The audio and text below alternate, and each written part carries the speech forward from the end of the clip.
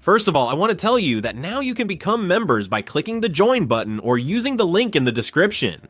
Members enjoy benefits like community updates and early story access up to 24 hours before posting. And of course, your name will appear here in a place of honor. Don't forget to subscribe, like, comment, and share if you haven't already. Your support really helps and motivates me to continue.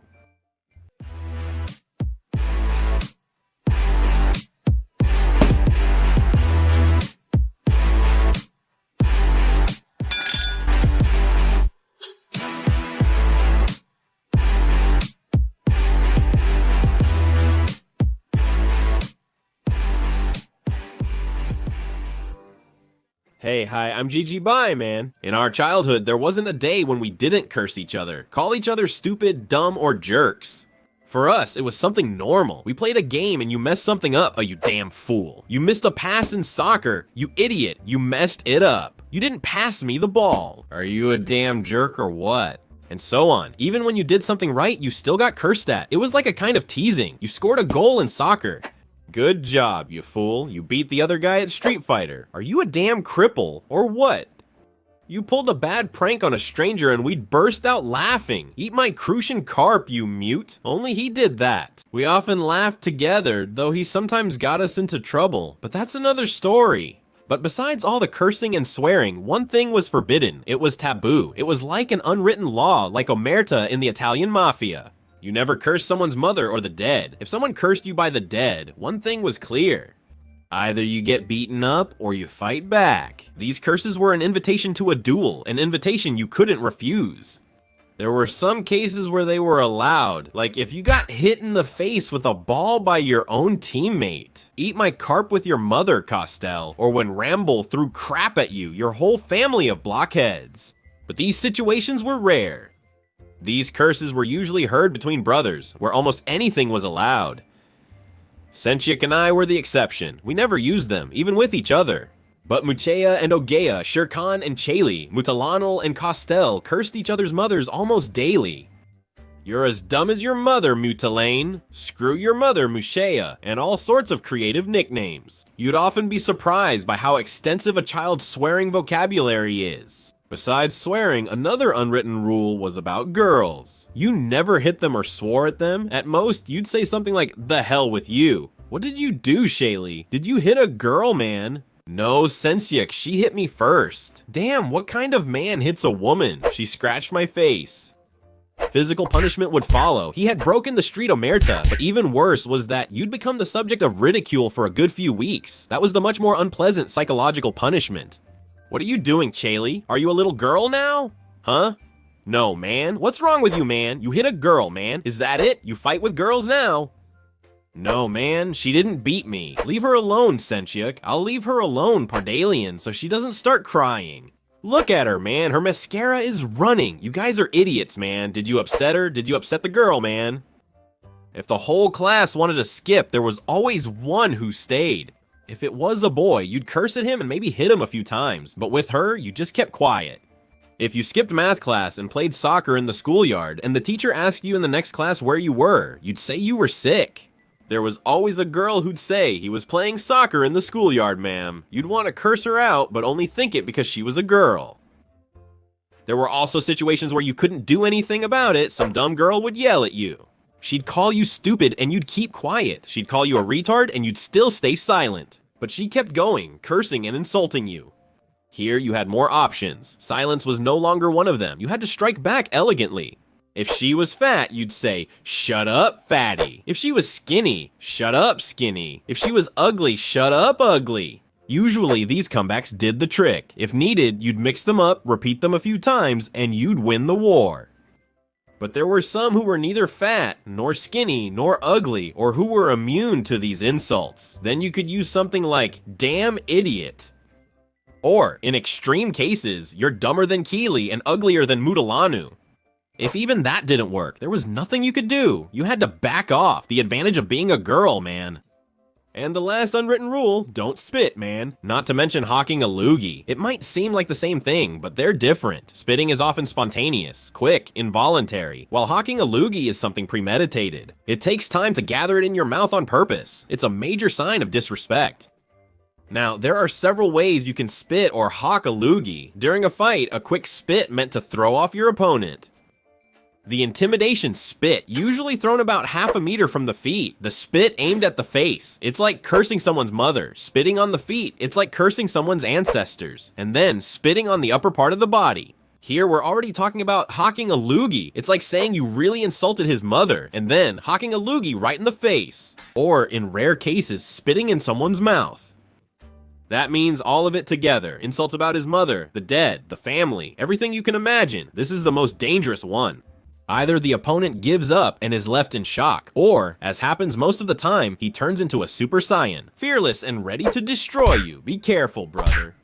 So, as a little recap, the 3 rules of Street Omerta are 1. Don't curse someone's mother, family, or the dead. 2. Don't curse or hit girls. Also, never spit or hawk phlegm. And one summer day, sometime in July, I was swimming in the park. We leave the water and head to a kid's playground, sitting together on a sunny bench.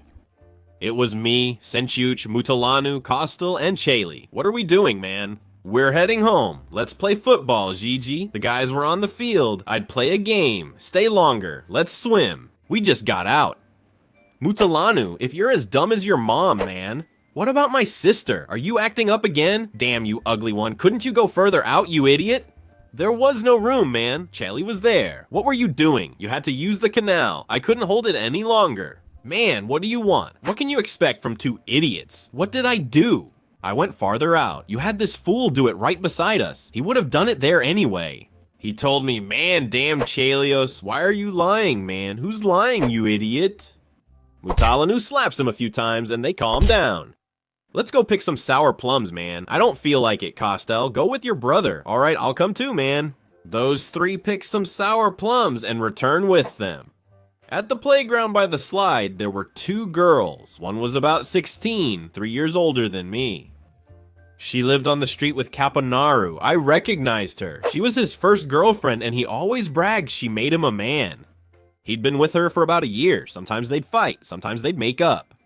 Another girl with her was about 18 and weighed around 100 kilos, as big as a closet.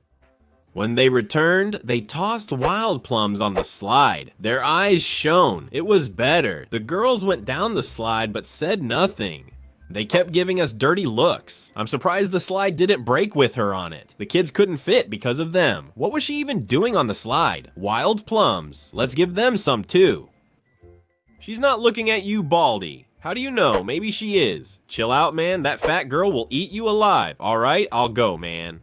Those 2 went over there, and whatever happened, they came back embarrassed. And when those girls weren't paying attention, they started throwing wild plums at them. The fat one saw them and started flipping them off. That damn fat girl, I'll get her back. Hey, you big oaf, she'll beat you up. Leave it. You'll see. Come on, Baldy. Come with me. While the girls weren't looking, they threw sand on the slide. Seconds later, the fat girl slid down. We laughed hard. She instantly knew we did it, and she made an ugly face at us, her face red, and shouted, "Your dead mother," to the one who did it. She angrily grabs the other's hand and leaves. We laughed even louder, except for Baldy and Mutalanu, who stood with their mouths open. That damn fool, she's cursing at us. She cursed at you 2, man. She doesn't know who did it. She cursed at all of us. Mostly you 2, Mutalanu. I'm going after her to see what's up. Come on, Chelly. They'll lead, and we'll follow. After about 10 meters, they were already about 30 meters ahead of us. Those 2 catch up, and before Shaylee can speak, the fat one slaps him, knocking him flat on his back with his legs up. The big guy gestured and yelled, but it was unclear what he said. When she hits him, he falls to his knees. She grabs his hair and kicks his stomach. Come on, hurry up, she's gonna kill the idiot. And I start running ahead. The big guy was already getting ready to kiss her shoes. I think she made him do it. While running, I wonder, what should I do? When I get there, then what? Do I hit her? She's a girl. She looks like she's 30, that's something else, but I'd still be breaking rule number 2. When I'm about 2 or 3 meters away, the brute turns toward me, mouth bloody, about to kiss Fatty's leg. Man, at that moment I remembered the supreme rule, the rule that makes all the others useless and can override them. Never abandon your comrades, even on the battlefield. He may be ugly and stupid, but he's our friend. At that moment, she wasn't a girl to me anymore, but the enemy torturing a comrade, and I executed a flying kick right into her belly. She stepped back and let Mutalan go, but her eyes still burned with venom. The fight wasn't over. She approached with her hand raised like a sledgehammer. I could have ended up like Shaylee, passed out on the asphalt. I quickly realized my only chance was to blind her and remove her from the fight. The Master's image appears before me. Use the Force, Gigi. Use the Force. And that's what I did. I filled his face with respect. She was frozen in shock as I brought the beast down. Before me stood not a girl, but Goliath, a human-animal hybrid, a beast. With her last strength, she roared in pain and defeat.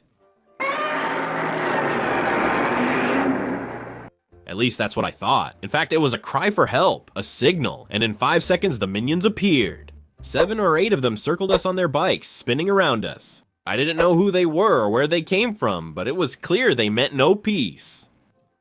I grab Mutalan and yell, "It's war! Arm yourselves with anything! Sentia, cover fire!" They're coming toward us. Shaylee still passed out. One stepped on him, another kicked him, he was knocked out, and they're getting closer. The big guy went full Rambo just ahead of me, with Senchik and Kostel behind us acting as artillery, tossing chestnuts and sour plums. And I go in on them, a punch to the face, a kick to the head, I wait.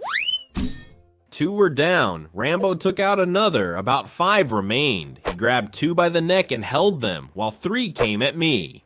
Bring in the artillery, Kostel, Senchuk. Chestnuts rain down, 1 hits a guy and he drops. 2 are left and I start punching them.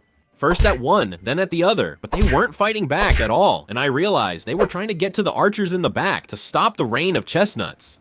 Rambo arrived after taking 1 out, making it 2 against 3. He took the hits up front while I attacked from the back with everything I had. Senchuk and Kostel arrived later. We separated them and beat them up.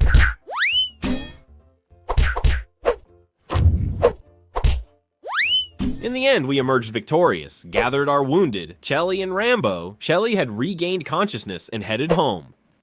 We did the impossible. We defeated the Mother Beast and her creatures. Mutalanel's face was swollen and his nose bruised for days, but he recovered. If you enjoyed the story, don't forget to give it a like, leave a comment, and share it, and subscribe if you haven't already. Also, hit the notification bell. What can we learn from this story? Well, rules must be followed. But in war, everything is allowed. And don't spit, brother. Until next time, we'll meet when we see each other. Bye.